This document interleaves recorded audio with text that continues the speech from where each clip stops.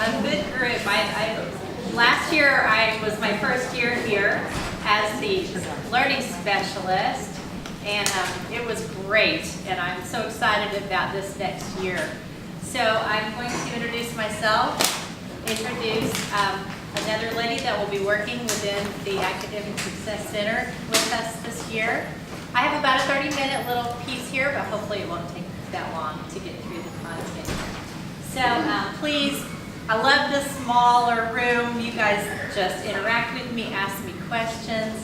How many of you have had a child who has struggled in some way during their learning career?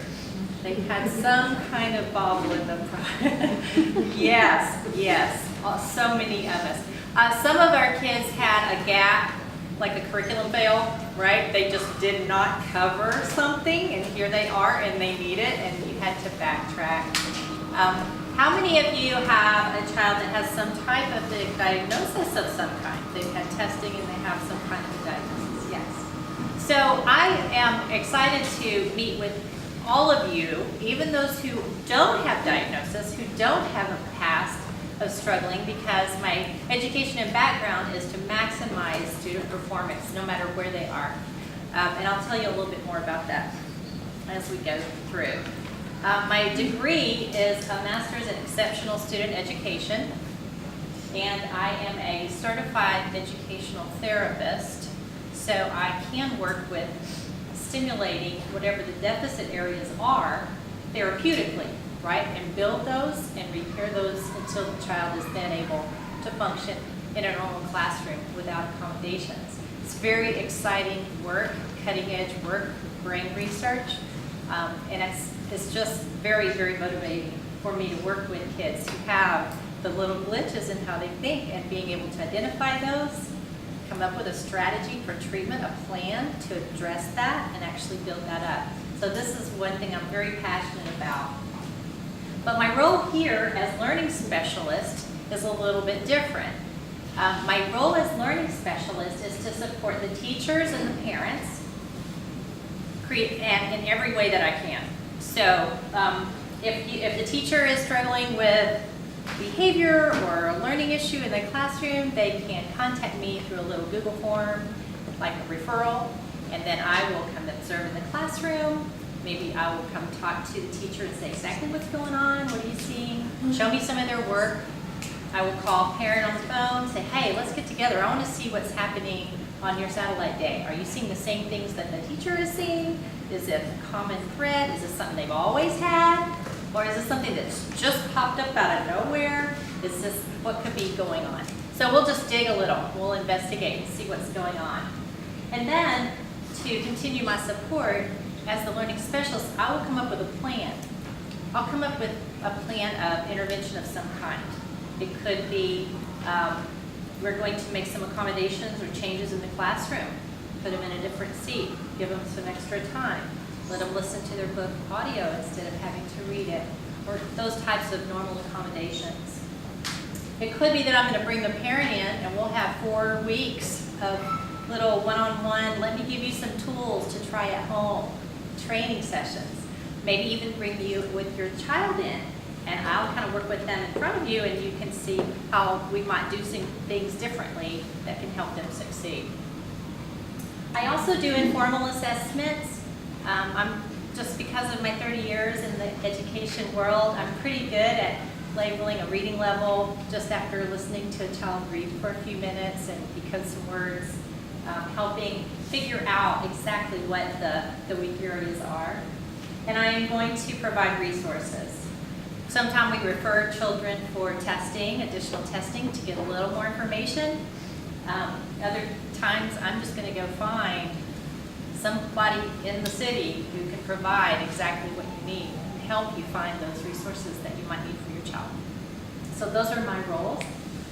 So I'm a little self-conscious about this. I just had someone say they wanted to do a biographical video of me, and so I'm going to premiere it right now. It's 2 minutes long, so if you'll indulge me, we're going to see if I can play it here.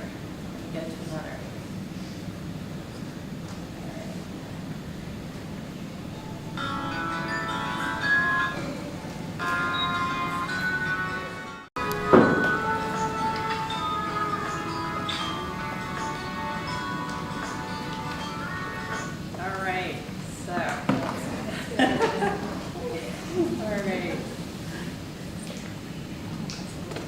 awesome, by the way. Yeah. All right, good. I am so excited to introduce Kristen Gustafson to you guys. She's going to come up. This year, she's actually a parent here at Christian Life Preparatory School. Her degree is in educational psychology, and she is going to be working with me as well. So you can even tell a little bit about yourself and maybe the roles that you're going to play. So I'm a school psychologist by degree, and I did that for 10 years in Minnesota at a specialist school, all for kids with behavior disabilities, like so severe that they got kicked out of their school and came to our kind of, everybody was special ed. So it's a totally different setting than Clips. My kids are here, they're going into kindergarten, 3rd and 4th, and then also have older kids who are not here. But I'm super excited to learn from Mollie and work with Mollie. What she does is so unique. I feel like my degree in school psychology was very much like training to provide accommodations. Like if this kid struggles with information processing, then let's make sure they have everything written down or they have more time. What Mollie does, it's so much bigger. It's actually correcting what's those skill deficits, and her methods are really unique and really inventive, I think, the way that she's been trained. So I think it's such a great program for our students to have access for us as parents. Clips is such a unique educational setting, and that we as parents are very invested in our kids' learning, and we see kind of those deficits, whereas if they were in public school, we might miss them.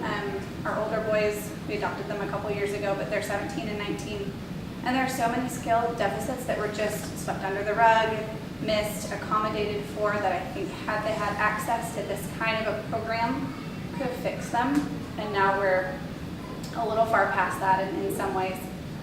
So take advantage of what the academic, what do we call it, academic resource centers? Success, yes. Academic success. Yeah. Take advantage of While what you're up has to here, offer. Kristen is going to be providing some testing and assessment services for us. She may be in the classroom, actually observing for me, taking some notes for some of the kids who are referred. And then she'll be working more one-on-one with kids this year than I will be. So I'm going to focus my time more with you, with the teachers and the parents, and then she'll be doing some tutoring one-on-one support for the kids. So y'all welcome her. She's going to be this. All righty. There are 3 ways that we're going to help kids. There are 3 levels, I guess, of intensity for helping out with a child who needs support. And the first one is at the classroom level, where the teacher makes a few changes, and we change kind of what the expectations are slightly so that the child can succeed.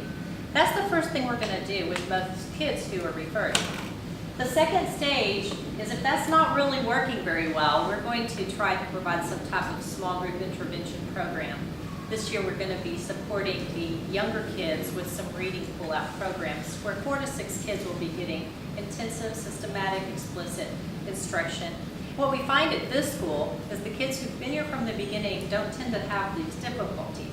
But when kids come in and they're already in 3rd or 4th grade, sometimes it helps them to have a little bit of extra support in a small group, little session where they're getting all those basics again in a little more systematic way. And the third and the most intensive is where we decide to work one-on-one with your child, and we have some special training. We pull exactly the strategies and techniques that we need to address whatever the issues are that they're dealing with. Typically, this is a 4 to 6 week process where we'll meet with them 4 to 6 weeks in a row, and then we'll kind of reassess. Is this something we need to continue with? Or is this something that is, there's enough tools now that they're going to be able to pick them up and carry on their own. So this is kind of the approach that we're taking at our Eclipse. Teachers can fill out the Google form whenever they have an issue in the classroom. You can just email me directly. Last year I had 3 or 4 parents just say, I'm not comfortable, my child's struggling at home, I don't know what to do. And my email address is the same formula as all of the teachers. My first name, though, is spelled with an I-E. So it's Mollie, Shaw, Eclipse. And of course, students.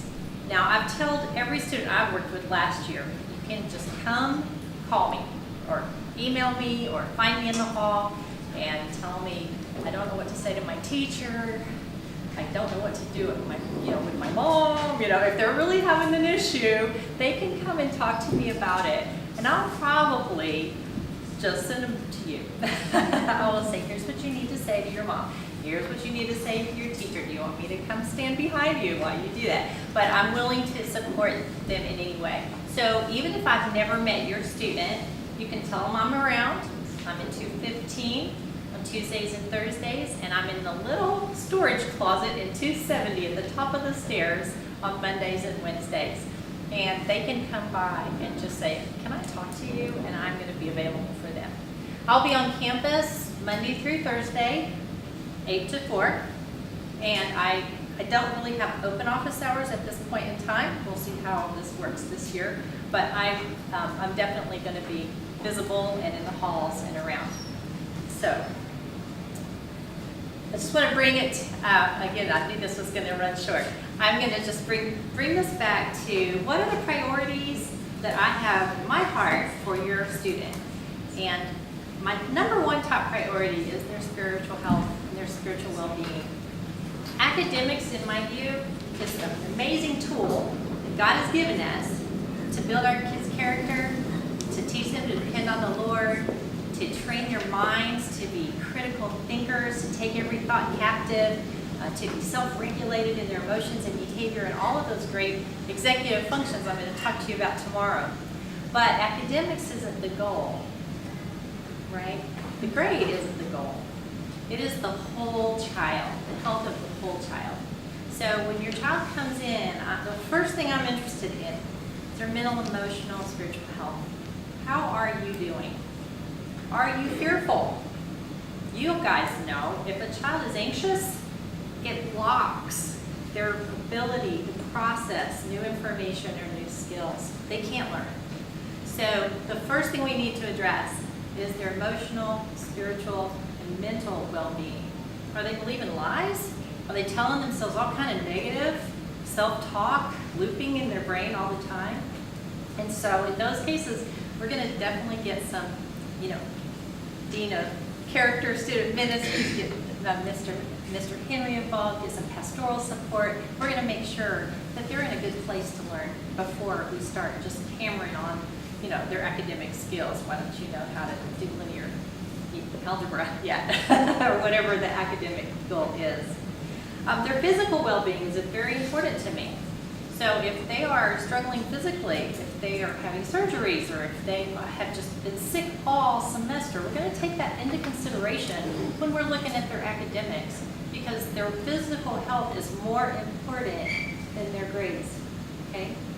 Now, as a homeschooler, I used to tell my child, just because you're sick does not mean that you don't have to try, if it was something minor. But you know what I mean. I feel like a parent to your kids, and I want you to know that I love them and that I'm going to be looking out for the health of the whole child. And this is my structure, how I look at the kids. So that's about it for my presentation today. Do you guys have any questions, or you want to share your experiences from last year? Maybe if you had experience with the Academic Success Center, maybe you could even share with some of the newer families what that was like.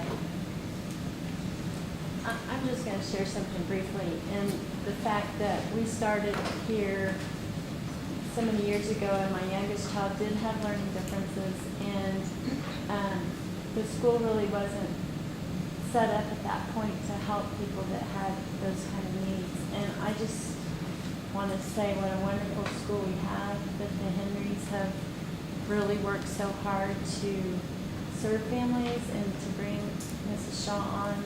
Mrs. Shaw is a wonderful resource, and if you need her, I just feel really grateful, because if you have a child who struggles, it's very overwhelming at times, and you can feel very alone. And the fact that the schools work so hard to be able to partner with the families, just take advantage of it.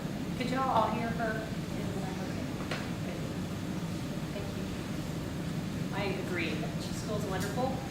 I'm so excited they're willing to address some of the kids that are in their school. Anybody else? Questions?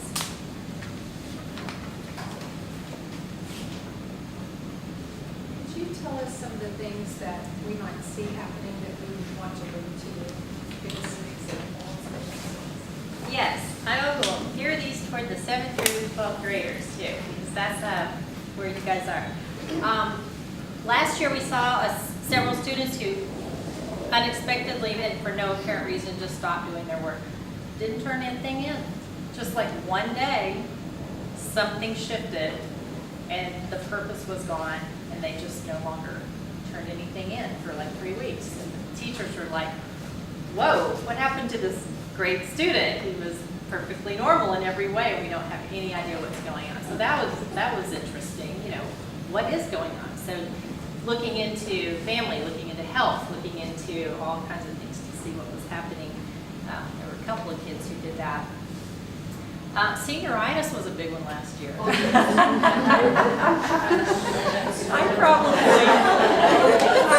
probably had about 4 or 5 referrals on seniors in January and February. I don't think mine went there, but she had a.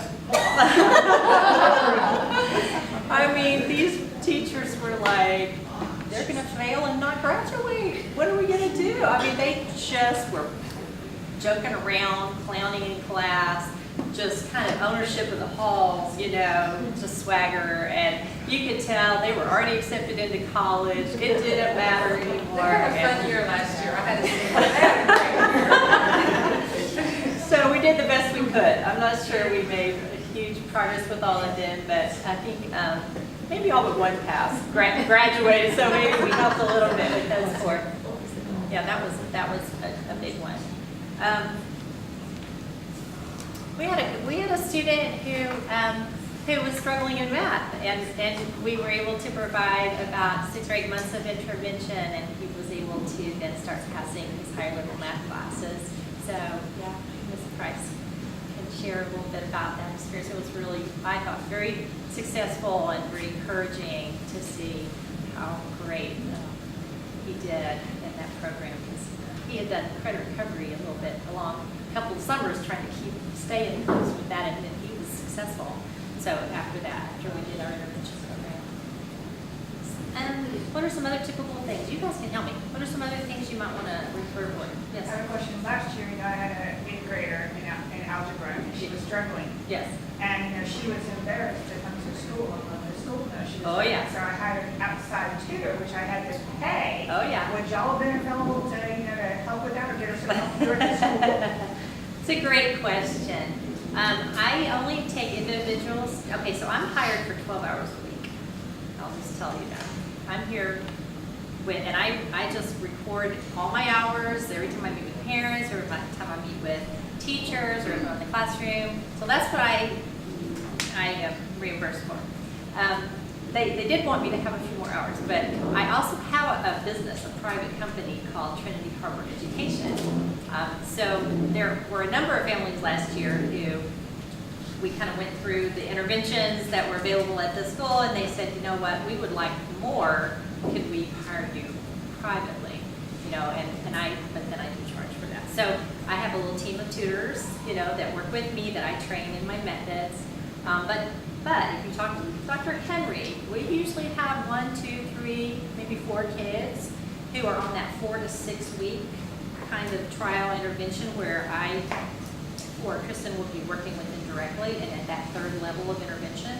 So remember, that's the highest level of intervention. It's just resources, right? We want to be sure that we're using the resources the most effectively. So I'm not sure if that helps you. If we could get a group of 3 or 4 who were struggling with the same course, and we could create a small group intervention, and Dr. Henry does hire tutors to come in on the satellite days. I know last year she had some composition classes for the 10th and 11th graders to come in. She also had some math support classes for like 7th through 8th last year. They could come in on those off days. So I can't promise you that there would be some free one-on-one through the school, but I can say you can definitely find some paid. And there's some in-house tutors, you know, that are probably less expensive than mine. Can I say a comment to her? Sorry? Can I say a comment? Oh, yeah, please. In years before, math teachers like Miss Katie, I don't know if she's going to be here this year, Miss Kennedy, Yeah.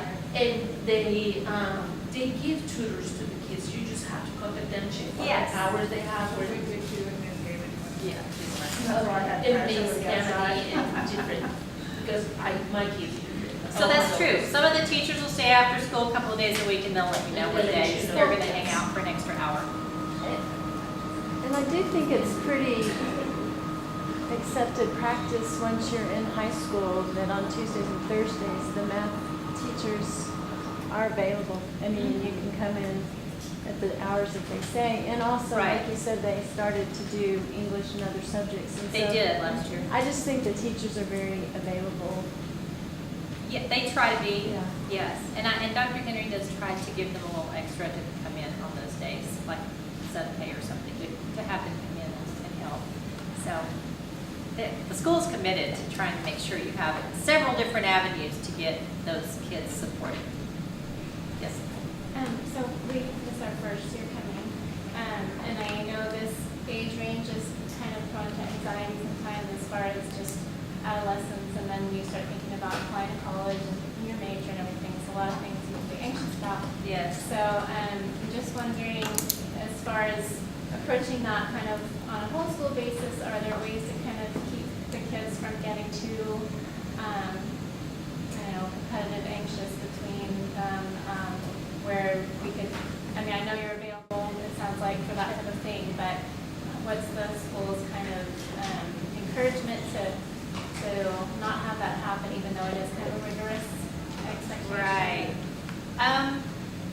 So if I understand your question, you're saying, how does the school help just modulate the amount of Stress. performance anxiety and Yeah. stress that is coming from a rigorous high school program? Is Yeah, that? on a classroom basis too, and then to maybe, not have to, I'm sure you're Not to wonderful, come, but yeah.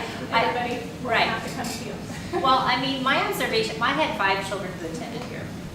And I was actually a teacher here. I was the English department head from 2008 to 2012, I think it was, 13. I was there for 5 years. And my observation is that the students themselves are precious with each other. And there's a positive peer pressure where there's some friendly competition, but there's also some, don't stress over that. There's also some wisdom in how they actually kind of come alongside and coach each other and say, you can't get that upset about that part, let that go or whatever. And some of them know the teachers better, than the new ones coming in, and they're going to give them some insight into what things are. Every teacher has their particular pet peeves and their things they focus more on than another teacher. And so part of being a good student is figuring out the priorities of the teacher, right? And depending on how well she communicates those, it can be a little bit of trial and error for the first 4 to 6 weeks trying to figure out what do I need to really pay attention to when she's talking, or what do I need to pay attention to in the books and in the assignments, right? So the other kids, I find, are tremendous sort of resources. So I'm just going to pray y'all have a mentor group right away, just other kids, other families who are going to help support you. I bet you somebody else can answer that better than I can. What else do you think helps a new coming kid manage the emotional demands, the stress of the rigor of the academic performance here? What age is your child? Yes. They're between 9 and 10. 9th and 10th coming in. Yeah, so ninth grade boy, 9th grade. ninth grade boy. Yeah. And so our boys are competitive with each other, but they've been best friends since 4th grade. And so, and we came in as 6th grade. And that particular 9th grade class, just, they are precious. I mean, I'm looking at other 9th grade parents. They're just really precious with each other. And the house system, I believe, is amazing. Upperclassmen mentoring the lower class, but they're just, I don't know, it's not like other schools. Well, That's great. Thanks. Yeah. you mentioned the whole thing about anticipating college and stuff, and I don't know if that's one of the anxieties. But I think because this is a college prep school, The school just has built into it the systems of helping kids prepare to get to that place. So they have the academic advising that's in, junior year, and they also encourage like, Tarpley Prep or whatever, or they have things built in to help prepare your child and you to where you don't feel so overwhelmed by what's coming next. And so I just think that can take some of the anxiety off. That helps you all. Melanie, explain what you do. We're going to talk about it in a little bit more, but I was just going to say in response to that, to play to each student's strengths. Not everybody is great at science, not everybody is great at English. Yes. Not everybody's strength is academics, but they're great leaders. So like figure out what they are good at or what's important to them to be good at, and run with that as much as possible, and not, because there's just an innate tendency to compare, with between students, or they do it themselves. We don't even have to say anything about it. But saying, everyone has their own strengths and everyone has their own weaknesses. Nobody is good at everything, and so play to that and celebrate that, and and encourage them to be confident in that, and And just keep it light at home. yeah. Laugh at your mistakes, laugh at yourself when you make mistakes. Keep it where it's just not life or death, every B minus, whatever. Sometimes it just gets so intense sometimes. So just, Yeah, just how the parent talks about it is gonna make Oh, a big deal. huge. So, Yes. you're the Yes. main person for That's this right. light, I'm sure. That's right. And skills grow like teaching a kid to play ball. You don't explain the skill twice and then they got it. It's an incremental increase with lots of practice. They're going to get better, and their progress is going to go like this, right? They don't learn like the textbook thinks they should. They're going to be 2 steps forward, 1 step back, plateau. 3 steps forward, 1 step back. You know what I'm saying? So when they're learning new skills, give them some time. Say, oh, we'll get it next time. Just being positive and encouraging. And again, I think that I think one thing that's so amazing about the school is the climate, the student atmosphere that's created. Because there is competition, but it's positive competition. It's not making fun or laughing at or ridiculing someone who can't or hasn't or been, or when they compare. There's this wanting everybody to succeed kind of competition, which I think is amazing. Okay, I'm done. My time is up. Thank you guys for your attention.